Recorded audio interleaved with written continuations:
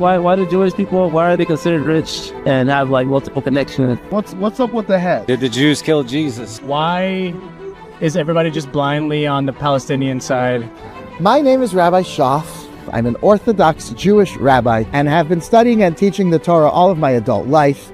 And if there's something that you want to ask me, now is the time. What's your name? I'm Rabbi Schaff. We're just making a video. That's really what we're doing. My name's Jonathan. Good to meet you, Jonathan. Where are you from? All right, I'm from Darren. I just wanted to ask, why do Jewish people, why are they considered rich and have like multiple connections to a lot of people? It's such a smart question. Here's what I think the answer is. There may be many answers. For a lot of things in life, there could be multiple things at work, right? But I'll tell you one thing. Jewish people are tremendously focused on family and community. If two Jewish people are walking down the street and they see each other, they feel very connected. Part of it is that for thousands of years, Jews were the outsiders. So a lot of Jews will get their DNA. You know, people do 23andMe. You'll get 50% this, 30% that. A lot of Jews get 99% Ashkenazic Jewish, 100%. You couldn't marry somebody. If you were living in Spain, you couldn't marry someone from Spain. You had to marry Jews. And in France and in India, wherever you were. So Jews had a very strong sense of family and community. If I've got a business and I can give 20 people jobs, I'm going to give my family first, right? If they're good at it. And when Jewish people created strong sense of community and family, they'd come over from Europe, and immediately, if they were bright and intelligent and hardworking, they had jobs. I have another question. I noticed in a couple of movies make fun of Jews and, you know, certain jokes or something. I want to know why are they so like involved in that, you know, like in the movie industry. Yeah, films and stuff. Yeah, it's a very common thing. Many of the people that founded Hollywood were Jewish. And you look at some of the names, you know, Goldwyn Mayer and Mira Matz and all these are all Jewish people. So it's a very interesting thing that Jews were involved in the industry from the early days. They were involved in making movies. An interesting thing is that Jews are very, very involved, especially in comedy. Have you noticed that? A lot of the comedians are Jewish. One of the ways Jews have coped with really difficult stuff over the years is with humor. And it's a very big part of it. There's a verse in the Bible where the Jews are suffering and Moses takes them out and they're in the wilderness and they say suddenly things are going wrong. And they turn to Moses and they say, there weren't enough graveyards in Egypt. You had to bring us here. So they were already joking about things back then. That's the first recorded joke, perhaps in world history, because in the Bible. So isn't that something? In other words, I think that Jews got very involved in comedy and in humor and these kind of things. You know, some of the early people, Charlie Chaplin, you know, some of these other comedians. And I think it was a defense mechanism. You know, the Jews came to America and their wife and their children and everyone they knew was killed in front of them. And they came to start over. And I think comedy and humor were like a big part of how the community dealt with things. And I think it translated to something in America. Thanthe I had to ask you because I needed to ask God somebody. bless you. You said your name was Jonathan? Yeah. It was good to meet you. Thank you. Someone made a comparison with the Israeli settlement as Atlantic, right? And like colonization in America. Yeah. And I want to know, like, what is the why is that comparison inappropriate? I'd be happy to answer you. Okay, do you want to talk for a minute? No, I'll be back. Well, yeah, tell me right now. Like, it's been in my mind, like, because you know, one concern is like this issue of like, okay, you have Palestinian people that are living in that land. Yeah. And then you understand what happened, World War II, the Holocaust, all that. Yeah, but what gives the Jews the right to just come in there? Maybe let me try to give you an example. Imagine you had Navajo Indians who were thrown off their land. Yes. And they moved to Europe. Okay. Imagine this. They moved to Europe. And after people try to kill out all the Navajo, the world says, you know, we got to put them back in Navajo country. And they come back. Would you say they're colonizers? No. Okay. So I want to tell you, they're going back to where they were originally from. Let me tell you a true story. You clarify something. I want to tell you a true story that no one disagrees with. Jewish people started out in the land of Israel. Jews comes from Judea. That's the name of that land. Yes, correct. Now, what happened is people came in called the Romans, taken over the world, and exiled them and pulled them out. Can you imagine? Yeah. Every single day, for 3 times a day, we pray. For the last couple thousand years, return us to Israel. Return us to Jerusalem. We never stop. This synagogue is facing east when you go in, because Jerusalem's east. 3 times a day, we faced east. We never forgot it for 1 minute. There were also Jews in the land. Not so many. They were a minority because the Turks came in and these ones, there was colonization after, including the Palestinian people. They colonized it too. They're the Hashemite kingdom of Jordan. They're from Saudi Arabia. The Jews were always there in small numbers and never gave up on it. And then the world said, we need a place. You said, we'll go back. Did you know that in Israel, Jews and Arabs live together? That if they make a two-state solution, they talk about this, make a two-state solution, the Arab state will be 0 Jews, free of Jews like Nazi Germany dreamed, Judenrein, no Jews allowed. In Gaza, there were 0 Jews. You don't support the two-state solution? I do support it, but I want it to be 2 real states, which means either only Jews in this one, only Arabs in that one, which I don't agree with. I think we can live together. Or if you have an Arab state, why can't I live there? Why is it prohibited for a Jew to go to Saudi Arabia? That's not cool. Qatar, for the Olympics, they had to allow Jews only for this one thing, for the World Cup. Only Jews, they made a special change in the laws. A two-state solution is a lie because it would be 1 Arab state and 1 democratic state where anyone can come. There are Arabs in the Knesset and on the Supreme Court in Israel. So the answer is we came and made a democratic state. There was one rule that any Jew from anywhere in the world could come back since it's their homeland. It was colonized before by the British. There was never a Palestinian country with a flag or a coin. If you see a coin that says Palestine, it's a Jewish coin and it's got Hebrew letters on it. But somehow they feel that that's also their sort of... And they're welcome. Right? They are welcome. Do you understand? They're welcome. Just don't try to kill everyone you see. They have a basic belief that as long as a Jew is on the land, it is an insult to Allah and you got to kill him. And if you can kill a baby in a kindergarten, you're a hero. Yeah, that's not cool. So that's a big... How do you work with that? They are welcome. If you will just behave and not kill. Now listen, I'm not judging a little kid who's born and raised, and it could be there's a soldier who mistreated him, but to call it colonization would be like telling the Navajo guy who comes back to Navajo country, I hear that. You're a colonizer because the Americans were here. If we give it back to the Palestinians, the whole thing, then the next day we should get it because they're colonizers. Fine, give it to the Jews. Then we're colonizers, give it to them. If you're going back in history, we were there first. If you're saying whatever you conquer, it's yours like everyone else in the gosh darn world, then just like America belongs to the United States, Israel belongs to us. So pick a lane. Is it whoever was there first? We win based on archaeology, based on history. It's undeniable. That being said, you're welcome. There's Christian sites, there's Muslim sites, and there's Jewish sites. And if you just won't blow yourself into pizza toppings, you can cut. I agree with what we're saying. Like all that makes sense. And thank you for clarifying that. Sure. It makes sense. It's a good, I want to tell you what, it's a good question. Because if everyone in the country is talking about it, and you're hearing it from one side or the other side, it's fair to ask a rabbi and say, just make your case. Yeah. So one thing though, obviously, part of like the violence is the powers aren't equal. You know, the Israeli state has a lot more power than the Palestinian people, state, whatever we want to call it, right? And so you see like 36,000 killed, you know what I'm saying? And if you're a good person, you automatically side with an underdog. Yeah. But you know what that means? That means when that underdog goes into it, is there anything an underdog can do that's just evil? Let's say an underdog is really the underdog. So he starts raping 3-year-olds in front of their parents. Is there a point where you'd say, listen, buddy, you are the underdog, but that's unethical? Hamas is the underdogs. I don't question that. They might even be right. If someone would say they're right, I could listen to them. But there's got to be a point where what you're doing is just wrong. I think Hamas is wrong. But the fact that all these civilians are paying the price, you know, for what Hamas did on October 7th is also really difficult to right. The problem is that's warfare. In Japan, when they bombed us in Pearl Harbor, a lot of innocent people got killed. And in every other war that's ever happened, and the only people that are told this is wrong and you got to stop it are the Jews. The only people. No one else was ever told that if you come in and you keep threatening to kill us and we say, you know, we're going to bomb you back to the 1500s. No one was ever told not to do that. But the people that are Hamas, but Palestinians, they need to stop Hamas. They need to stop. They elected Hamas. You're right. But you know why? But I heard that PLO, right, used to exist, and that somehow some operatives from either the Israeli government or the British or the United States supported Hamas, like sort of kicked PLO. It's possible. You know, whenever someone's your enemy, you know, that's the U.S. has done that so many times. They made the Taliban, and there was reasons for that. You know, when Saddam Hussein's your enemy, and this guy's fighting Hussein, so then you support them. Then those guys turn out to be nuttier than the first ones. At one point. Blessings, brother. I'm Rabbi Schaff. What's your name? Oscar. Oscar. God bless you, Oscar. Yeah, I love you, brother. It was really good to meet you guys. All right, man. I apologize for the scooter. I got a broken leg. So I hope it feels better soon. I appreciate that too. As a Christian, totally support everything. And you and I probably would not disagree on 99% of the things I heard you talk about. My question is, and you don't maybe know the answer to this, I'm just curious if you ever thought about it. But in America, in the Christian side of things, very pro-Israel, very pro-Jewish, and have their own state.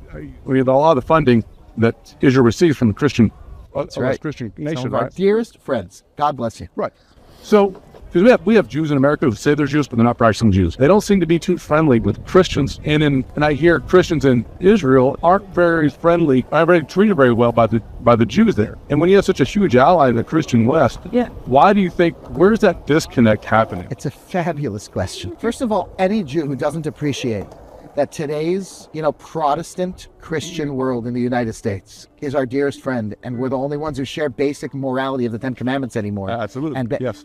is missing the boat. But I need you to understand at least 1,000 years of history. Now, I assume you're not a Catholic. I was raised Catholic, but not. So, listen, I think Catholicism has an enormous amount of truth in it, even though I'm not a Catholic because I'm a Jew. But the Catholic Church butchered Jews for more than 1,000 years and burnt them at the stake. And we know the names of all those people. I was named after people who were killed by religious Christians in the name of Christianity. Right. Or whether he was named after. I was named after one who was named. Do you follow? And there's been a lot of Christians were murdered by Jews. So not in the last 2,000 years. In other words, in about 2,000 years since the destruction of the temple in Jerusalem, and the foundation of Christianity, there were bad actors. I don't believe it's what Christianity teaches. I don't believe that. No. I think these are people who are misbehaving.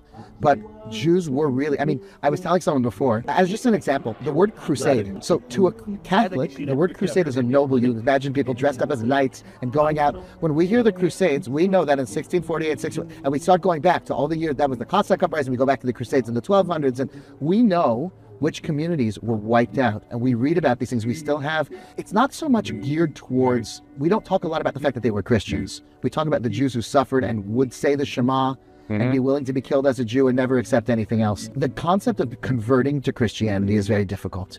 In Israel, the majority of Christians who are present in Israel are not native. The Jews don't have such an issue. They actually really get along well with the Arab Christians. It's Christians who have come with a missionizing perspective that very much alienates the Jews, which I actually disagree with. When someone comes to me and says, I want to share with you the good news about Jesus, I say, this man must love me, and he wants me to go to heaven, and he means well. I completely disagree, and I'll talk to him about it, but I'm not offended. But a lot of Jews are hurt by that, and I understand why. Christians were the Muslims we lived in peace with for most of history. It's a new thing that the Muslims have become largely, you can't come into our country if you're Muslim, you can't if you're not Muslim, and so on. But with the Christians, we really had a lot of history, and I believe already Martin Luther wrote a lot of very heavily anti-Jewish things. So if somebody were to tell me that's part of the religion, they rejected Jesus, now God hates them, and all Jews, I could also respect that, but I would keep my distance. Does that make sense? And if somebody says that's not what we believe, we actually believe in love, and we believe in second chances, and we're not, so then if that's what we believe in, then that's not something that the Christian community has done any successful job communicating to us. My children have never heard that. They didn't grow up hating Christians. They don't know much about it. That's our perspective. It was a pleasure to talk to you guys. Absolutely. Wish you all wish the best luck. Hope it worked out for you guys. You too. Thank you. Nice talking to you. What do you say? Do you have a good question? I don't know if I know the answer, but only question I have is what's up with the head? Yeah, it's a good question. You think it's? I was always thinking maybe I can get a visor, and then staple it on, and then I got a whole hat. So there is an ancient Jewish custom from the times of the Talmud that you cover your head to remind yourself that God is above you, to fear God. And we have had a tradition to cover your head as a sign of respect. So in other religions, you go into a church, you take off your hat. That's respectful. Or the national anthem, you take off your hat. We put a hat on. So you see Jews with the big hats, the different hats. And the idea is that the philosopher has his head open, and there's nothing above my head. Whatever I can understand, that's what's true. But one of the basic teachings of an infinite God is that you don't always know everything. Sometimes you hurt yourself and it's for the best. You understand? Sometimes something goes wrong in life and it really was good for you. So having a cap on your head, it's like, listen, I know this much and God is above me. I don't want to forget that. So we're not supposed to go out of our house and walk without your head covered. You could wear a baseball cap, right? You can wear a fisherman cap, you can wear whatever you want. It doesn't have to be this. This is a traditional thing. So the question, why am I wearing this one, is question 2, right? Like, okay, you got to cover your head, so wear a Dodger cap, which I sometimes do if I'm going to a Dodger game. But the reason for this really is just because that's our style within our community. That's a proud way of identifying. I am so excited to be able to walk down the streit and say who I am. Fair enough. What do you say? All right, Mama. It was good to meet you. Now you know what's up with the hats. Yeah, come join me. I said, what do Orthodox Jews have as part of their teachings, like the Kabbalah? That's a good question. Orthodox Judaism essentially believes that there really is a God, and that when he came to Mount Sinai and revealed himself to Moses and the people, which is what Jews and Christians and Muslims all believe right back then, that really happened. And the things he said that were written down in the Bible are authentic and legitimate, and that he explained what he meant at the time. So that if he says, you gotta keep kosher, that he really meant what he said. And if there's something really confusing in there, he explained to them, here's how you slaughter an animal to make it kosher and kill it the most painless way, and he taught them. And we therefore have several teachings that explain the Bible, and that's what Orthodox Jews believe. The main one is called the Talmud. The Talmud is what we study, which explains the Bible, and that was the traditional way back a few thousand years. Just as an example, in the Old Testament, you have the teachings of the Jewish people. In the New Testament, you have the Christian Bible. In the Christian Bible, which was happening a couple thousand years ago, right, when Jesus was alive, it describes Jesus observing the Sabbath and how he did so, and he wouldn't pick wheat from a field unless someone's life was in danger. All the things that are described there are in the Talmud. Okay. In other words, that's what Jews have been doing since the beginning of time. It was only a few hundred years ago when, in a meaningful way, Jews stopped with Orthodox Judaism and started with other conservative reform. So what we also have something called Kabbalah. Kabbalah is a mystical tradition that was kept very close to the vest. So only a handful of people would study it at any given time. It wasn't very, very popular. It was kind of like for wise men. And nowadays, it's become more and more popular. Do you guys believe in... Because what's the name for God is what is so the name for God is complicated. The way we pronounce it, Jehovah's Witnesses attempted to spell it out because it's spelled in the Bible with a YHVH. Right. The most ancient Jewish traditions are that until the Messiah comes, it's not appropriate to pronounce God's name, and we instead use the name Adonai, which means my master. So that's actually in the Talmud. Yeah. All right, cool, man. Thank you so much, bro. Nice to meet you. Yeah, man. Yeah.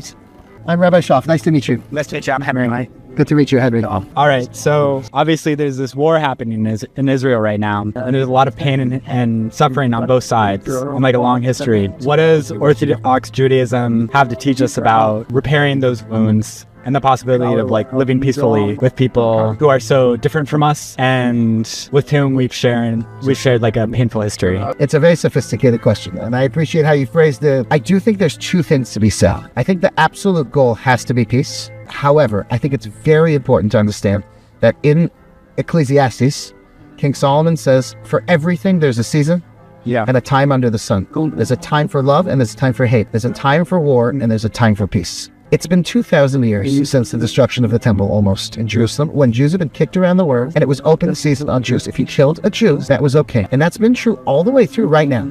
I don't know another place where people went into a kindergarten and wiped out people, and your average liberal college student would say, yeah, but they're aggressive. They're underdogs, so it's okay. They're raping mothers in front of their children and slaughtering the children and roasting them and making the mother eat them on video on a GoPro for the first time in Jewish history following October 7th. The first time in 2,000 years. They stood up and said, we're not just a defense force. If you continue to do this, there will be massive consequences. Like the United States did in Pearl Harbor and around the world, every sovereign country ever has done. They did. They spoke up. To me, it's the most glorious time in almost 2,000 years that finally a Jew had the guts to say no, just like every other human in the world. You cannot rape our women and you can't murder our children and dance in the streets. There will be hell to pay. We'll knock your country back to the 1500s, back to the Middle Ages. To me, that's noble and it's ethical, and I can see the other side of things. But I don't think anyone who fails to understand that sometimes a time for war is as ethical as a time for peace. That being said, the goal has to be this. If tomorrow Hamas and the Arabs would lay down their arms, no weapons, we just want to hug and kiss and make up, in my opinion, the Jewish people would do so in a heartbeat. Yeah. Well, I appreciate your perspective very much. It was really nice to meet you. Yeah, nice to meet you too. Have a good day. I'm Rabbi Schaff. Nice to meet you. Willie, nice to meet you. Hey, Willie. Well, I don't know. I don't know if I have a question. My question is, why is everybody just blindly on the Palestinian side? And I feel like if you actually look deep into the topic, you'll see that the Jewish people have a good argument to the land. It's a very sophisticated question. It's not a dumb question. Yeah. I wish there was a clear answer. I'll tell you one very interesting thing. In American values, the underdog is a champion. Yeah. Which means if you're watching March Madness, you ever watching when you don't know either team? Yeah. You turn on TV and one team's down by a few points at the end, you root for them. You root for the underdog. It's interesting to know. I used to live in Israel for a little bit. Yeah.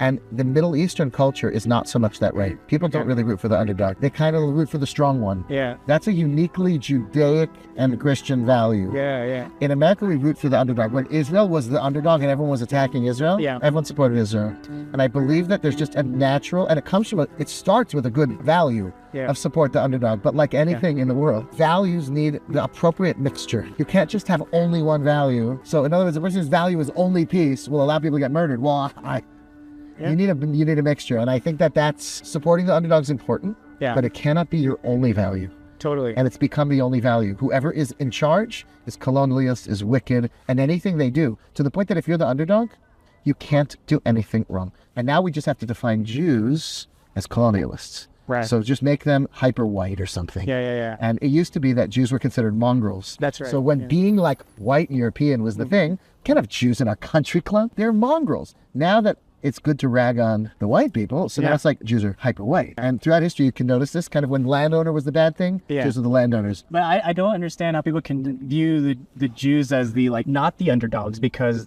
I mean, historically, the Jewish people have been the underdogs everywhere that they've been persecuted everywhere that you've been. And now that they have control of, a little tiny piece of land in the Middle East, they feel like they are the colonial power, which I don't agree with. I see Israel being under attack from many different sides. I see Hamas as a existential threat to Israel. I see Hezbollah as an existential threat to Israel. And I don't think people are taking that into account, and I don't think they're looking into that.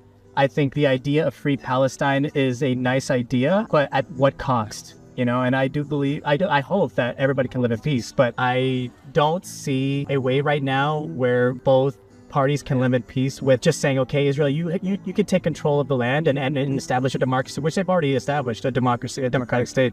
I guess what we learned, one thing we have to take away from this is that sometimes the most evidently clear things take a lot of sophistication to see. Yeah.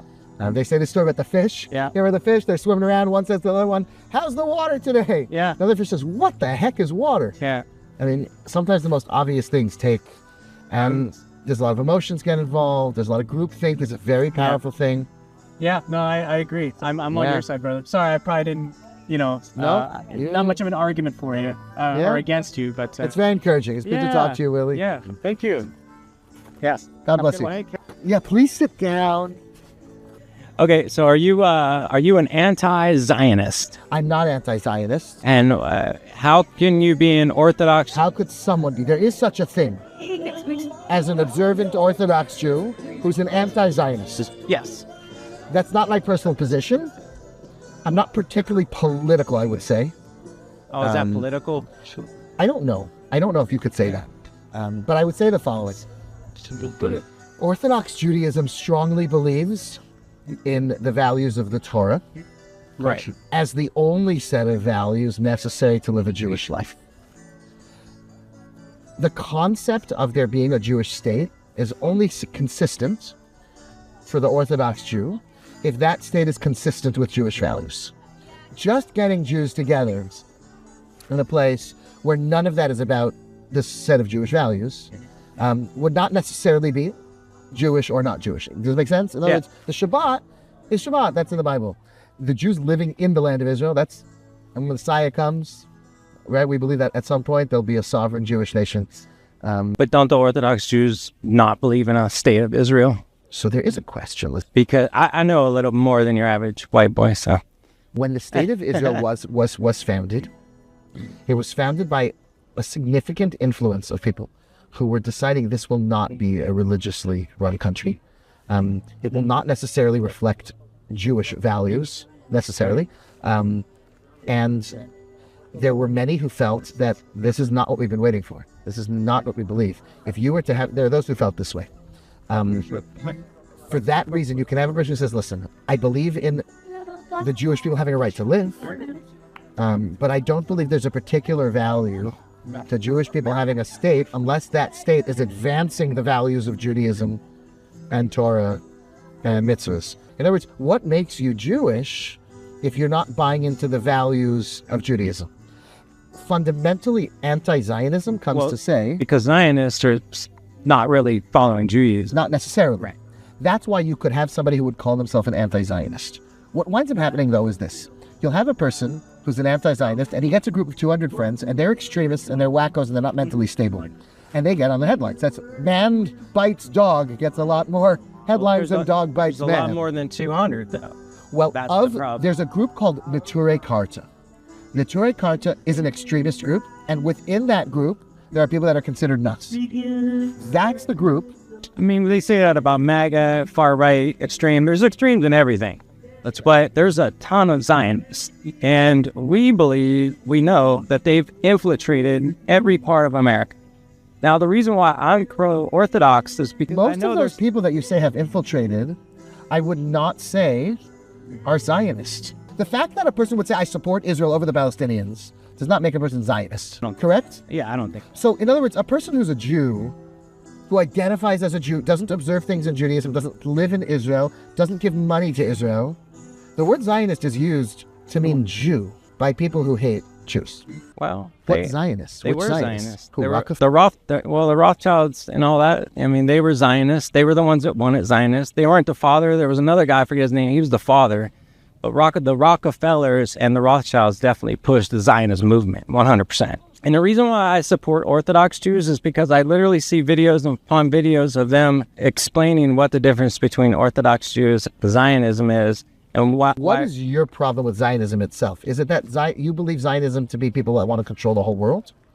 There's a lot of central bankings they control, yes. Because the majority of people that I've ever met who are Zionists, who actually would say, I'm a Zionist, I'm a proud Zionist, people who say that, mean I believe that Jews have the same right to a homeland as a French person has to France. I know what That's what they mean. I know what a normal guy, a normal person that says he's Zionist, in his mind, yes, it means to support Israel as a state. I get that. And I support that Jews have the same right to self-determination as every other group in the world. But you're going to find out here come January that there's going to be a lot of stuff that comes out that people don't know about Zionists and how they rule the country.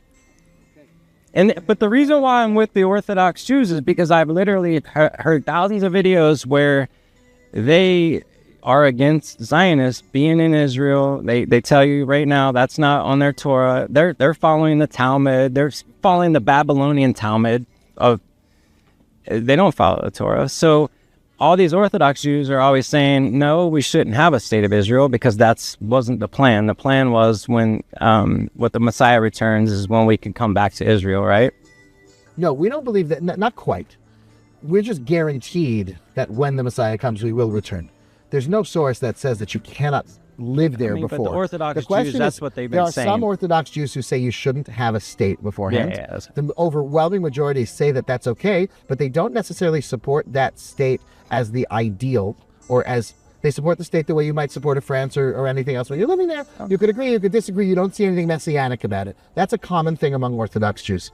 I'm not anti-Zionist. I know, but you're not defining Zionism.